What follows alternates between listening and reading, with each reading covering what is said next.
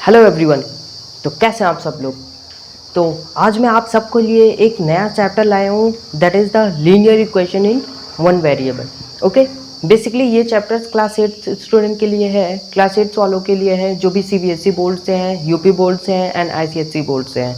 Okay, so basically मेरे को पढ़ना क्या है इस चैप्टर में, linear equation. Okay, linear equation.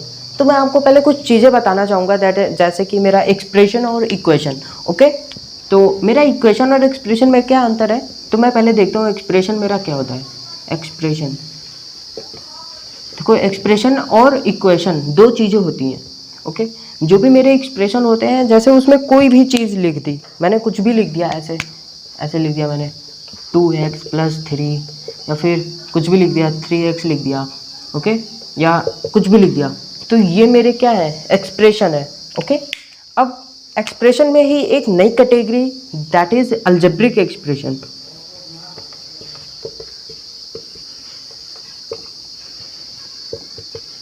Algebraic expression.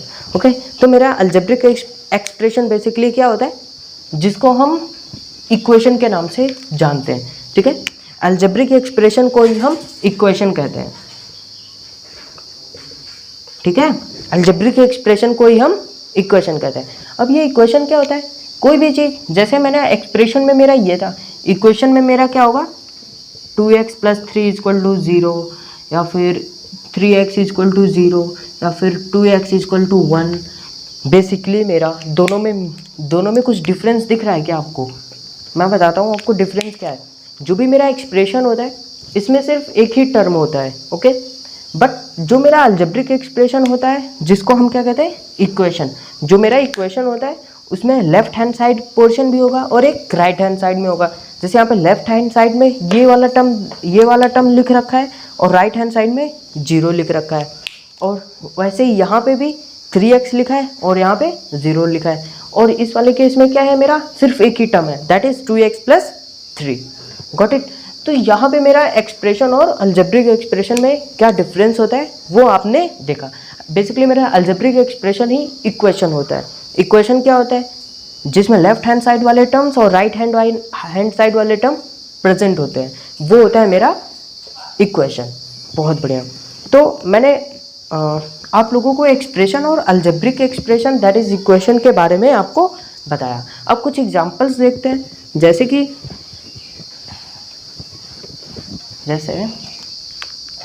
ये लिखा है मेरा 3x + 2 = 0। तो बताइए ये एक एक्सप्रेशन है या इक्वेशन है? ये एक एक्सप्रेशन है या इक्वेशन है? हाँ, तो बिल्कुल सही, ये एक क्या है, ये है इक्वेशन। ठीक है, बहुत बढ़िया, ये मेरा क्या है, इक्वेशन है। ये इक्वेशन क्यों है, क्योंकि इसमें लेफ्ट हैंड साइड वाला टर्म भी है और राइट हैंड साइड वाला भी टर्म है। ओके, अब जैसे मैंने दे दिया 3x या फिर दे दिया 2x + 1, तो ये सब टर्म्स क्या हैं, ये सब मेरे एक्सप्रेशंस होते हैं। ये सब मेरे क्या है, एक्सप्रेशन, जिसमें सिर्फ एक ही टर्म प्रेजेंट होता है, और इसमें लेफ्ट हैंड साइड और राइट हैंड साइड दोनों है, तो ये मेरा क्या है, इक्वेशन है। ओके, तो अब मैं आगे की बात करता हूँ। जैसे कि ये तो मेरा हुआ इक्वेशन और ये हुआ मेरा एक्सप्रेशन। ठीक है, अब मुझे पढ़ना क्या है, लीनियर इक्वेशन। अब ये लीनियर इक्वेशन क्या भला है, लीनियर इक्वेशन होता क्या है? लीनियर इक्वेशन का मतलब सिंपल सा एक इक्वेशन, ऐसा इक्वेशन जिसमें सिर्फ एक वेरिएबल हो। ओके, एक ऐसा इक्वेशन जिसमें सिर्फ एक वेरिएबल हो। ठीक है, अब एक वेरिएबल का मतलब क्या होता है, वेरिएबल क्या होता है मेरा, कोई भी एक ऐसी चीज़ जिसकी वैल्यू हमेशा डिफरेंट होती चली जाए, मतलब जो फिक्स ना हो। जैसे बेसिकली मैं क्या ले लेता हूँ, x ले लेता हूँ, y ले लेता हूँ, z ले लेता हूँ, a ले लेता हूँ, कुछ भी ले लो, ये सब क्या है, ये सब वेरिएबल है। मुझे नहीं पता है x क्या है, x की वैल्यू 1 हो सकती है, 2 हो सकती है, कुछ भी हो सकती है। ओके, तो जिसकी वैल्यू फिक्स ना हो वो मेरी होती है वेरिएबल्स। बहुत बढ़िया। तो अब मैं बताता हूँ लीनियर इक्वेशन होता क्या है, जिसमें सिर्फ एक वेरिएबल हो और उसकी पावर भी 1 ही हो। जैसे 3x और जैसे 2x + 1, तो ये सब मेरे क्या है, लीनियर एक्सप्रेशन है। ये सब क्या है, लीनियर एक्सप्रेशन। कैसे? क्योंकि सिर्फ इसमें एक ही टर्म है। ठीक है, ये सब मेरे क्या है, ये सब है मेरे लीनियर एक्सप्रेशंस। अगर मैं पूछूँ आपसे लीनियर इक्वेशन लिख के दिखाओ, तो क्या हो जाएगा, कुछ भी नहीं, जिसमें दोनों टर्म्स प्रेजेंट कर देना। लीनियर इक्वेशन की बात करूँ तो मेरा क्या हो जाएगा, 3x इक्वल टू 0, 2x प्लस 1 इक्वल टू 6, कुछ भी ले लो, यहाँ पे 3x प्लस 2 इक्वल टू 1 या फिर कुछ भी, तो ये सब मेरे क्या है, ये सब मेरे इक्वेशंस हैं और ये सब मेरे एक्सप्रेशन है। और यहाँ पे सिर्फ एक वेरिएबल है, एक वेरिएबल है, एक वेरिएबल है। ओके, तो मतलब इसकी पावर सिर्फ एक है, तो ये सब मेरे क्या है, ये सब मेरे हैं लीनियर इक्वेशन। ओके, तो यहाँ तक क्लियर है सब कुछ, बहुत बढ़िया। अब आगे की कुछ बातें करते हैं, जैसे कि जिसमें भी हमारी इक्वलिटी वाली साइन आ जाए, जिसमें भी ये इक्वल वाली सिंबल बन के आ जाए, वो सब मेरे इक्वेशन के अंदर आते हैं। और जिन भी इक्वलिटी के सिंबल ना हो वो मेरे एक्सप्रेशन में आते हैं। ठीक है, अगर आप सबके पास एनसीईआरटी है, सीबीएसई बोर्ड की एनसीईआरटी है आपके पास क्लास 8 की, तो आप उसमें आप एक्सरसाइज क्वेश्चन सॉल्व कर सकते हो, जैसे कि मैं आप सबको बताने वाला हूँ। ओके, तो मैं आप लोगों को कुछ एग्जांपल्स करवाता हूँ। एग्जांपल कराने से पहले मैं आपको कुछ चीज़ें बता देना चाहता हूँ। ठीक है, अब जैसे यहाँ पे लेफ़्ट हैंड साइड है और यहाँ पे राइट हैंड साइड है। ओके, तो दिख रहा है आपको, यहाँ पे लेफ़्ट हैंड साइड है और यहाँ पे राइट हैंड साइड है। अगर लेफ़्ट हैंड साइड में मेरा माइनस है और माइनस को मैं राइट हैंड साइड भेज रहा हूँ तो मेरा पॉजिटिव में चेंज हो जाएगा। ओके, और अगर लेफ़्ट हैंड साइड में मेरा मल्टीप्लाई है और इधर भेज रहा हूँ तो ये डिवाइड में चेंज हो जाएगा। ओके, और इसका उल्टा भी होता है, अगर इधर प्लस है तो इधर माइनस हो जाएगा और अगर इधर डिवाइड है तो इधर मल्टीप्लाई हो जाएगा। बहुत बढ़िया, यहाँ तक आपको क्लियर है, यहाँ तक क्लियर होना भी चाहिए, तभी हम आगे की पॉइंट्स को समझ सकते हैं। और ये बहुत ही इंपॉर्टेंट चैप्टर है, इसलिए प्लीज़ अच्छे से फोकस करके ध्यान से देखिए। ठीक है, तो मैं आगे बढ़ता हूँ। जैसे कि कोई एग्जाम्पल लेते हैं अपन, एग्जाम्पल में क्या कुछ भी ले लेते हैं अपन। जैसे यहाँ पे ले लिया मैंने 2x plus 3 equal to 6। Okay, तो ये मैंने एक एग्जांपल ले लिया 2x प्लस 3 इक्वल टू 6। तो क्या ये एक लीनियर इक्वेशन है? हाँ, ये लीनियर इक्वेशन है। क्यों? क्योंकि यहाँ पे एक एक्स वेरिएबल है और यहाँ पे इक्वालिटी का साइन भी है और left hand side right hand side भी है, तो ये मेरा क्या है, एक लीनियर इक्वेशन। बहुत बढ़िया, समझ में आ रही है आप सबको। अब मुझे यहाँ पे लीनियर इक्वेशन को सॉल्व करने का मतलब क्या होता है? लीनियर इक्वेशन को सॉल्व करने का मतलब होता है मुझे x की वैल्यू निकालनी है। अब x की वैल्यू कैसे निकालते हैं वो देखते हैं। तो x की वैल्यू निकालने के लिए हम लीनियर इक्वेशन को सॉल्व करते हैं। लीनियर इक्वेशन को कैसे सॉल्व करते हैं वो देखते हैं। अब जैसे मैंने आपको बताया, प्लस को माइनस में चेंज कर देते हैं। तो यहाँ पे 2x, अब यहाँ पे प्लस 3 था, इसको मैं उधर भेजता हूँ राइट हैंड साइड, तो क्या हो जाएगा 6 माइनस 3। ओके, तो ये मेरा क्या हो जाएगा 2x इक्वल टू 3। बहुत बढ़िया। अब यहाँ पे 2 इंटू एक्स लिखा है ना, इसको मैं ऐसे लिख सकता हूँ 2x इक्वल टू 3। अब यहाँ पे प्रोडक्ट है, मतलब मल्टीप्लाई है, तो इधर जाएगा क्या हो जाएगा, डिवाइड हो जाएगा। तो x इक्वल टू कितना हो जाएगा 3/2। तो मैंने x की वैल्यू क्या निकाली 3/2। और यही होता है मेरा, जब हमसे कोई पूछे कि लीनियर इक्वेशन को सॉल्व करो तो x की वैल्यू जो मेरी निकलती है वो ऐसे निकलती है। ओके, बात समझ में आई आपको कैसे निकाला मैंने? बहुत बढ़िया। तो और भी एग्जांपल्स देखते हैं हम। जैसे एग्जांपल्स दे रखे हैं बहुत सारे, जैसे यहाँ पे लिखा है 2y plus 9 equal to 4। Okay, अब यहाँ पे इसको सॉल्व करने के लिए मुझे क्या करना होगा, यहाँ पे 9y की वैल्यू निकालनी है। ये एक लीनियर इक्वेशन है। अब y की वैल्यू निकालनी है तो कैसे निकालूंगा, इसको इधर भेजूंगा। तो 2y इक्वल टू 4 माइनस 9, यहाँ पे कितना हो जाएगा -5 इक्वल टू 2 इंटू वाई। अब यहाँ पे मल्टीप्लाई है, इधर भेजूंगा तो डिवाइड हो जाएगा। तो y इक्वल टू कितना आ गया -5/2। बहुत आसान है, ये सारे क्वेश्चन हम बहुत ही आसानी तरीके से सॉल्व कर सकते हैं। बहुत बढ़िया। अब अगर आपके पास, मैं आपको एनसीईआरटी के सॉल्यूशन सबको बता देता हूँ। ठीक है, आपके पास अगर एनसीईआरटी बुक है, मैथ्स की क्लास 8 स्टूडेंट वालों के लिए बात कर रहा हूँ मैं यहाँ पे, तो यहाँ पे कुछ दे रखा है एक्सरसाइज 2.1। एक्सरसाइज 2.1। ओके, तो मैं ये सारे क्वेश्चंस आपको मैं सॉल्व करवाने जा रहा हूँ बहुत ही आसान तरीके से। ओके, तो यहाँ पे पहला क्वेश्चन दे रखा है x - 2 इक्वल टू 7। अब मुझे यहाँ पे x की वैल्यू चाहिए, ओके, तो x की वैल्यू के लिए मुझे क्या करना होगा, 2 को इधर भेजना होगा। बहुत बढ़िया। तो x इक्वल टू 7 + 2। अब ये x की वैल्यू कितनी आ गई, 9।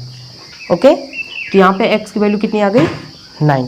अब सेकंड क्वेश्चन मेरा क्या है, y + 3 = 10।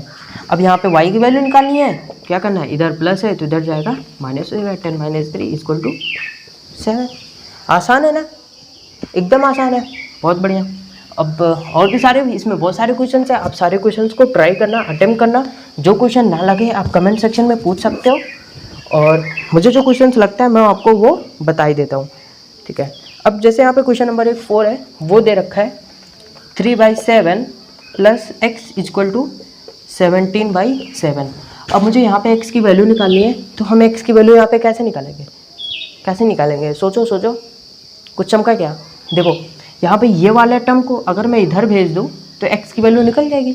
अब ये इधर प्लस है तो इधर जाएगा माइनस हो जाएगा, तो x = क्या हो गया, 17/7 - 3/7। अब यहाँ पे देखिए, यहाँ पे डिनोमिनेटर सेम है, तो क्या मैं डायरेक्ट माइनस कर सकता हूँ, हाँ बिल्कुल कर सकता हूँ। तो x = 17 में से 3 गया, कितना हो गया, 14। तो 14/7। अब ये 7 × 2 = 14, तो x की वैल्यू कितनी आ गई, 2। ओके, तो समझ में आया आपको, बहुत बढ़िया। तो ऐसे ही सारे क्वेश्चंस होते हैं, बहुत ही आसान से सवाल होते हैं, सारे के सारे लग जाते हैं बहुत ही आसानी तरीके से। तो आगे है एक क्वेश्चन दे रखा है, जैसे यहाँ पे कुछ भी है, x/5 = 10। अब मुझे x की वैल्यू निकालनी है, तो अब यहाँ पे डिवाइड में है तो इधर जाएगा मल्टीप्लाई हो जाएगा, तो कितना हो जाएगा, 5 × 10। x की वैल्यू कितनी आ गई, 50। Very easy. अब जैसे क्वेश्चन और है, जैसे यहाँ पे 7x - 9 = 16, ठीक है। तो अब यहाँ पे माइनस है तो इधर जाएगा ये प्लस हो जाएगा, ठीक है। तो कितना हो गया, 9 × 6 = 25। तो x की वैल्यू कितनी आ गई, 25/7। बहुत ही आसान है। तो सारे क्वेश्चंस बेसिकली हमारे बहुत ही इजी होते हैं। ओके, तो इस तरीके से आपका एक्सरसाइज 2.1 ख़त्म हो जाएगा। अब आगे बात करते हैं इसके और भी सारे क्वेश्चंस के बारे में, जैसे कि मेरे क्वेश्चंस बन सकते हैं इसके एप्लीकेशंस के बारे में, और भी मतलब इसके आगे और डिटेल में कैसे करते हैं वो देखते हैं। ओके,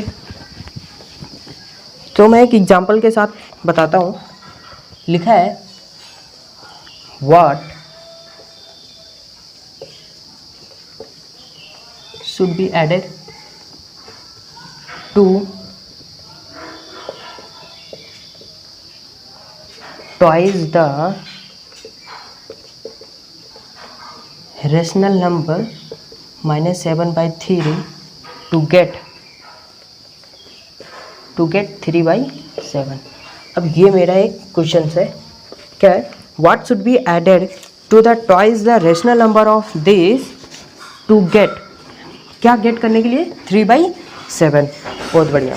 अब मेरे इस क्वेश्चन में क्या देखा है वो देखते हैं। तो मैं सोल्यूशन बताता हूँ आपको बहुत ही आसान तरीके से।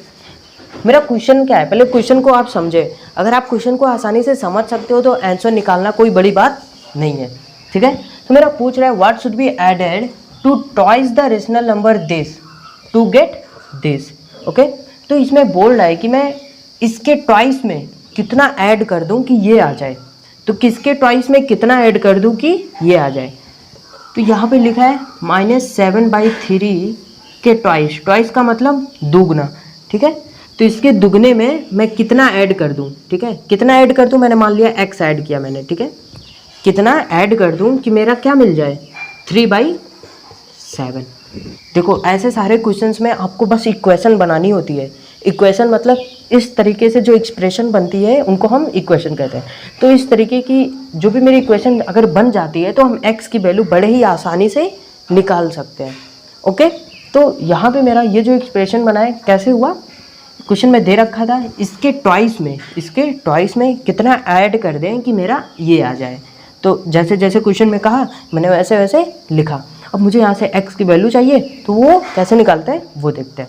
तो यहाँ पे x -7 × 2 = 14/3 = 3/7। ये कैसे हुआ, समझ में आया, बहुत बढ़िया। अब यहाँ पे x की वैल्यू चाहिए तो मैं इसको इधर भेज देता हूँ, ये माइनस है तो इधर कितना हो जाएगा 3/7 प्लस 14/3। तो x की वैल्यू कितनी आ गई, ये आ गई। अब मैं इसको एलसीएम वगैरह लेके क्रॉस मल्टीप्लाई करके आप जैसे भी सॉल्व करते हो इसको सॉल्व कर लीजिए। कितना आ गया एलसीएम 21, तो 9 प्लस 14 7 जा कितना होता है 14 7 जा, तो ये हुआ। तो मेरा ये कितना आ गया आंसर, ये आ गया। ओके, तो मेरी x की वैल्यू कितनी आ गई, ये आ गई। तो इस तरीके से हम ऐसे सारे क्वेश्चंस को सॉल्व कर सकते हैं। तो अब देखते हैं हम नेक्स्ट चीज़, जैसे कि हमारे क्वेश्चंस को कैसे सॉल्व करते हैं अगर हमारे वेरिएबल्स दोनों साइड हो। वेरिएबल दोनों साइड हो का मतलब क्या, लीनियर इक्वेशंस अगर जो गिवन होते हैं हमारे वेरिएबल्स दोनों साइड, तो हम उसको कैसे सॉल्व करते हैं। Got it. तो जैसे मैं एक एग्जांपल लेता हूँ, जैसे कि लिख रखा है 2x - 3 इक्वल टू x + 2। अब मेरा वेरिएबल्स यहाँ भी है और यहाँ भी है, ठीक है, मतलब लेफ्ट हैंड साइड में भी वेरिएबल है, राइट हैंड साइड में वेरिएबल है। अब मुझे x की वैल्यू निकालनी है, तो मैं कैसे सॉल्व करता हूँ वो देखते हैं। क्या मुझे करना क्या है, बेसिकली जितने भी वेरिएबल्स वाले हैं उनको एक साइड रखो और जो वेरिएबल नहीं, जो कांस्टेंट है, उनको एक साइड रखो, ठीक है। तो x वाला एक साइड कर लो और जो भी कांस्टेंट वैल्यू हो उसको एक साइड कर लो। तो मैं इसको इस साइड रख लेता हूँ, इसको इस साइड भेज देता हूँ। तो यहाँ पे ये प्लस है, इसको इस साइड लाऊंगा तो क्या हो जाएगा, माइनस हो जाएगा। तो 2x - x इक्वल टू, अब इसको इस साइड भेज दो। अब यहाँ पे -3 है तो इधर जाएगा +3 + 2। ओके, अब 2x - x कितना हो जाएगा मेरा, x इक्वल टू 5। तो मेरा x की वैल्यू कितनी आ गई, 5।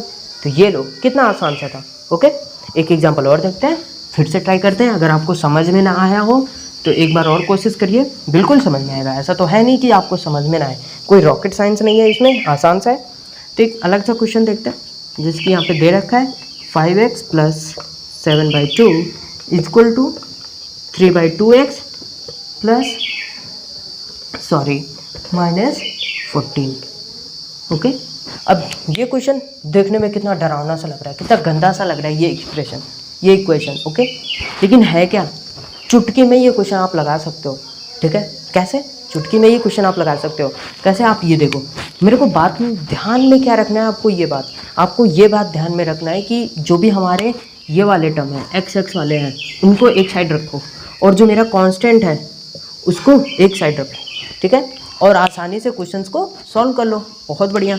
तो मैं x वालों को एक साइड ले लेता हूँ और कांस्टेंट वाले टर्म्स को एक साइड ले लेता हूँ। ओके, तो मैं x वालों को इस साइड रख लेता हूँ, ठीक है। तो यहाँ पे मेरा क्या है 5x, अब यहाँ पे प्लस है तो इधर -3/2x इक्वल टू, यहाँ पे -14 पहले से ही था, अब इसको भी इधर भेज दिया तो -7/2। ओके, तो अब मेरा x को यहाँ पे सॉल्व करो, इसको यहाँ पे सिंप्लीफाई करो तो x की वैल्यू पता चल जाएगी। चलो कर रहे हैं, ठीक है। तो यहाँ पे एलसीएम ले लो, क्योंकि ये तो सेम है नहीं, या तो यहाँ पे 2 होता तो मैं इसको डायरेक्ट कर सकता हूँ।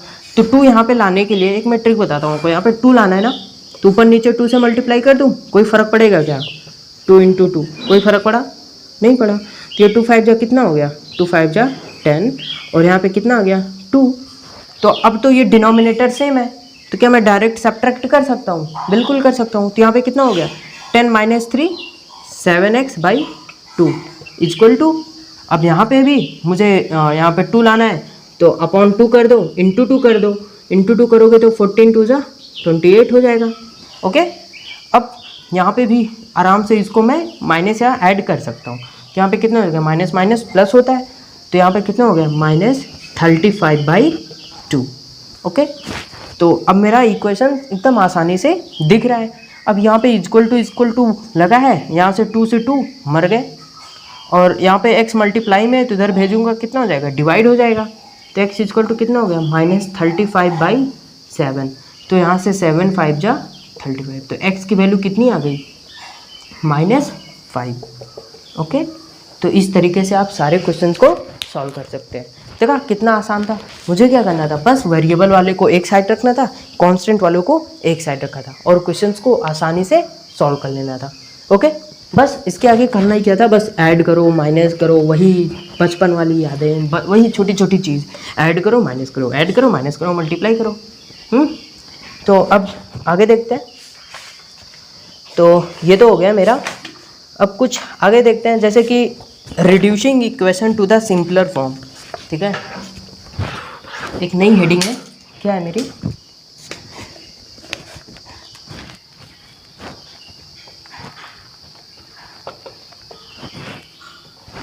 रिड्यूसिंग इक्वेशन इनटू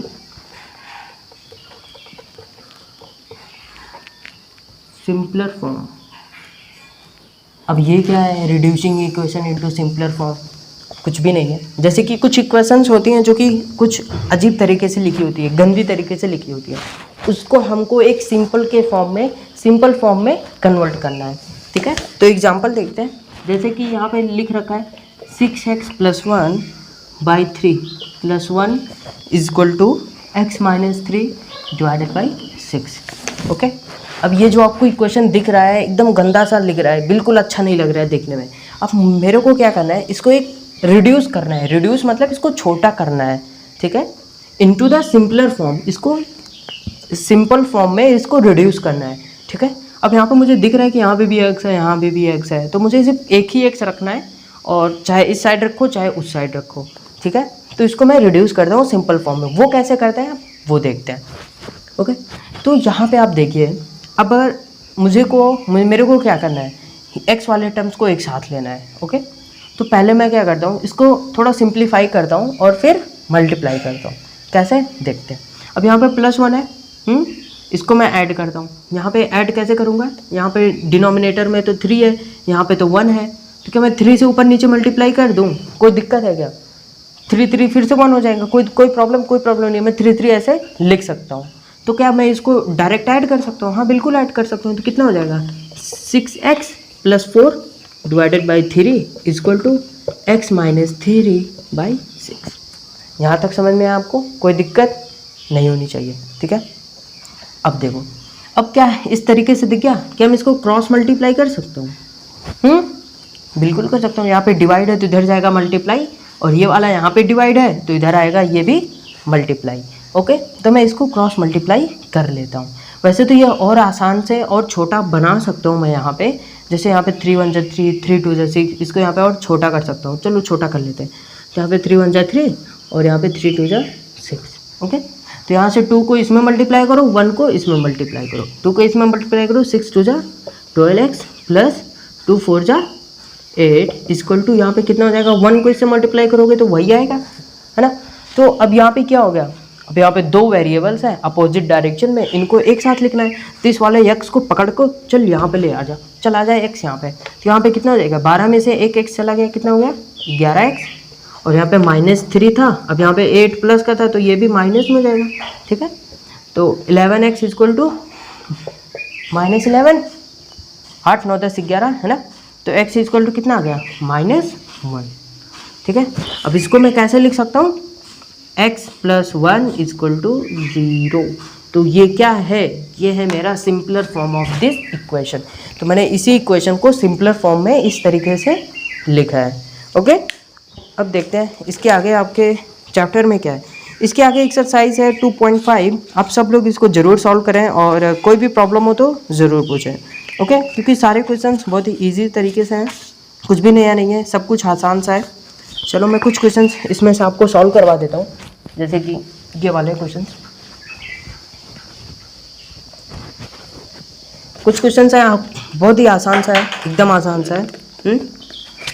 तो देखिए, कोई सा क्वेश्चन उठा लेता हूँ मैं, जैसे कि ये क्वेश्चन ले लेता हूँ, 7y + 4 / y + 2 = -4/3। अब मुझे इस क्वेश्चन को सिंपलर फॉर्म में कन्वर्ट करना है, तो मैं कैसे करूँगा, आपको कुछ दिख रहा है? हाँ बिल्कुल, मैं इसको सीधा क्रॉस मल्टीप्लाई कर दूंगा। ठीक है, क्रॉस मल्टीप्लाई करो, 3 को इसमें मल्टीप्लाई करो, 4 को इससे मल्टीप्लाई करो। तो मैं ऐसे लिख सकता हूँ 3 × 7y + 4 = -4 × y + 2। ठीक है, यहाँ तो कोई दिक्कत नहीं होनी चाहिए आपको। अब मैं इसको यहाँ से ब्रैकेट खोल देता हूँ, 3 × 7 = 21y + 3 × 4 = 12 = -4y - 8। ओके, अब y वाले टर्म को एक साथ लिख लो, कांस्टेंट को एक साथ लिख लो। अब यहाँ पे -4 है तो इधर आएगा तो प्लस हो जाएगा, और यहाँ पे 21 है तो 21 में 4 ऐड करूँगा, कितना हो जाएगा 25y। ओके, अब यहाँ पे -8 है, अब यहाँ पे -12 चला गया। अब ये -8 -12 कितना हो गया, -20, और यहाँ पे 25y था ही, तो y इक्वल टू कितना आ गया, -20/25। अब ये 5 से डिवाइड हो रहा है, 5 4 जा 5 5 जा, और ये कितना आ गया, -4/5। ओके, तो यहाँ से y की वैल्यू कितनी आ गई, -4/5। तो इस तरीके से क्वेश्चंस होते हैं, बहुत ही आसान से और सिंपल से। तो आप सारे क्वेश्चंस को, मुझे पूरा भरोसा है, बड़े ही आसानी तरीके से सॉल्व कर सकते हैं। ओके, तो बेसिकली इस चैप्टर में मुझे क्या सीखना था, y की वैल्यू कैसे निकालता है कोई चीज़।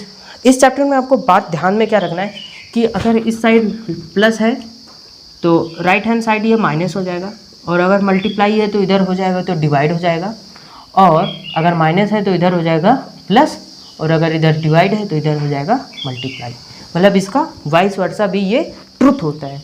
ओके, तो कुछ भी नहीं था इस क्वेश्चंस में, आपको सिंपल क्रॉस मल्टीप्लाई करना है, नंबर्स के बीच में खेलना है, कभी मल्टीप्लाई करना है, कभी डिवाइड करना है, कभी ऐड करना है, कोई सब्ट्रैक्ट करना है। और हाँ, ये तो हम बचपन से करते आए हैं, ओके, LKG से लेके अभी तक। तो क्या ये कोई कठिन सी चीज़ थी, बिल्कुल भी नहीं, ये तो बहुत ही आसान था।